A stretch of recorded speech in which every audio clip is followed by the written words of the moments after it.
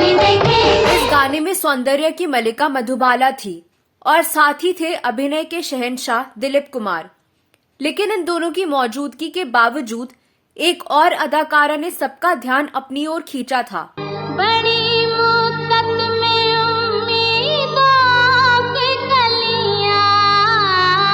इस अदाकारा ने इस गाने में जो अदायगी की, लोग उसके कायल हो गए थे और आज भी उसके दीवानों की संख्या कम नहीं है। एक असली अदाकार की पहचान यही होती है कि वह हर तरह की अदायगी में अपने हुनर दिखाए। निगार सुल्ताना का नाम भी ऐसे ही अदाकारों में गिना जाता है। महफिल में किस्मत आज़मा कर हम भी देखेंगे। इस अदाकारा पर फिल्म मुगले आजम का एक और मशहूर गाना फिल्माया गया था।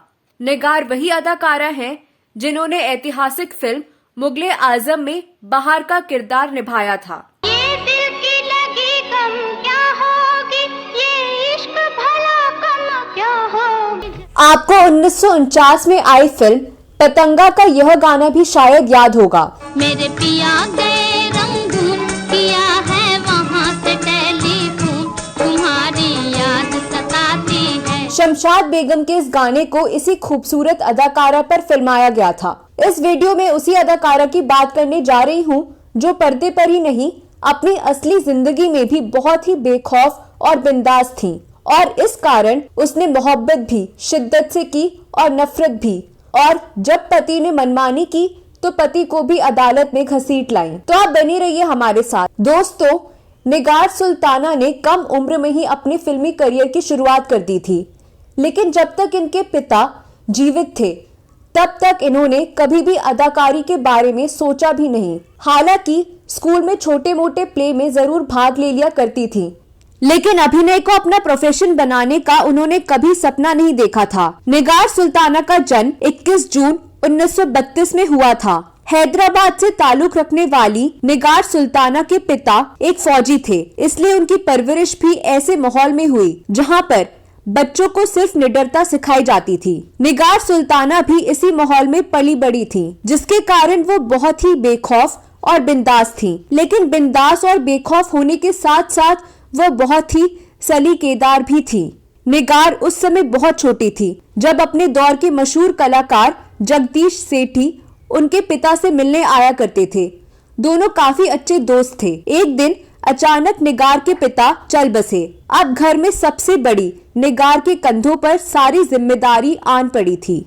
जगदीश सेठी ने निगार को परिवार का जिम्मा उठाने की सलाह दी। निगार का एक भाई था जो उनके लिए सलाहकार और बहुत अच्छा दोस्त था। भाई बहन ने काफी सलाह मशविरा करने के बाद फिल्मी दुनिया में कदम रखने का फैसला लिया। 1946 में आई फिल्म रंगभूमि से निगार का महज 14 वर्ष की उम्र में फिल्मी सफर शुरू हुआ। इसके बाद उनके पांव सिनेमा में जमते चले गए। 1948 में राज कपूर की फिल्म आग में निगार, नरगिस और कामिनी कौशल के साथ तीसरी अभिनेत्री थी। निगार ने आग के अलावा पतंगा, शीश महल, मिर्जा गालिब, यहूदी और दो कलियां जैसी फिल्मों में काम किया। अब निगार का फिल्मी सफर बुलंदियों पर था। इसी दौरान उन्होंने मशहूर निर्देशक SM यूसुफ से शादी कर ली।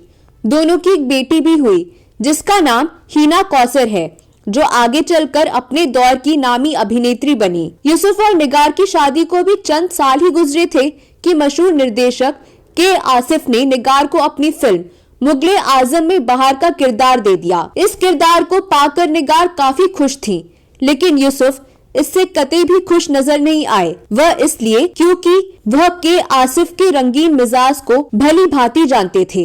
यूसुफ निगार से फिल्म न करने के लिए कहते, पर निगार उनकी एक न मानती। इसे लेकर दोनों मियाँ बीवी में अक्सर तनातनी रहती थी। निगार जानती थी कि बहार का किरदार उनके करियर को बुलंदियों पर पहुंचा सकता है, लिहाजा उन्होंने इस किरदार को हर कीमत पर करने की ठान ली। इस बात को लेकर यूसुफ के साथ तलाक हो गया, लेकिन उनका तलाक भी उन्हें इस किरदार को करने से नहीं रोक सका। अब फिल्म मुगले आजम की शूटिंग शुरू हुई। निगार का काफी समय सेट पर गुजरा करता था। इस दौरान वह के आसिफ के काम के प्रति जुनून पर मर मिटने लगी थी। वह आसिफ के इर्द गिर्द मंडराती रहती।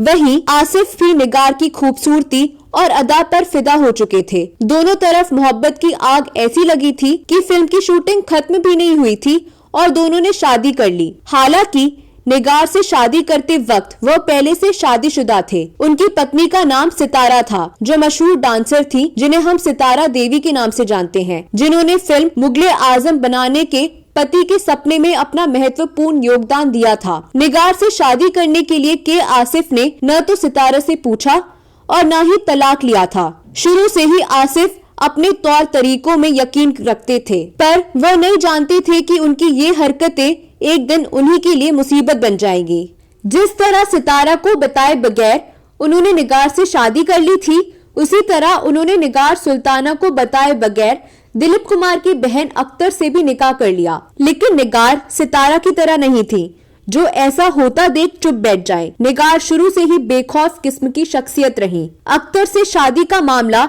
जब तूल पकड़ने लगा तो आसिफ ने निगार को तलाक दे दिया, लेकिन निगार अब भी चुप नहीं बैठी। उन्होंने अदालत में इस बिना पर आसिफ के खिलाफ केस दर्ज करवाया कि आसिफ गुनहगार हैं। निगार ने दलील दी कि सितारा के रहते मुझसे शादी कर ली और मेरे रहते अख्तर से। दोनों बार उन्होंने किसी से भी रजामंदी हासिल नहीं की, जो गैर कानूनी है और शरिया के खिलाफ है। काफी समय तक यह मामला अदालत में चलता रहा। इतना ही नहीं, जब आसिफ का निधन हुआ तब निगार को संपत्ति में हिस्सा लेने के लिए भी काफी संघर्ष करना पड़ा। उन्होंने अपने और अपने बच्चों के हक की लड़ाई के लिए कई अदालती मुकदमे दायर किए। कानूनी पचड़ों के बीच वह 70 के दशक तक फिल्मों में काम भी करती रही और फिर बाद में उन्होंने एक फर्नीचर की दुकान खोल ली थी। आसिफ और निगार को 2 बच्चे थे और पहले पति से निगार को बेटी हीना हुई थी, जो उन्हीं के साथ रहती थी। तीनों बच्चों की परवरिश के लिए निगार को काफी संघर्ष करना पड़ा था। उनका निधन मुंबई में मई 2000 में हो गया। तो दोस्तों, यह वीडियो कैसा लगा जरूर बताएं। निगार सुल्ताना के बारे में आपके पास कोई और जानकारी है तो कमेंट बॉक्स में अवश्य लिखें। अगली वीडियो में मैं फिर फिल्मों, गीतों और फिल्मी हस्तियों से जुड़ी कोई नई कहानी या नई जानकारी लेकर हाजिर हो जाऊंगी। अगली वीडियो में फिर मुलाकात होगी। तब तक के लिए नमस्कार।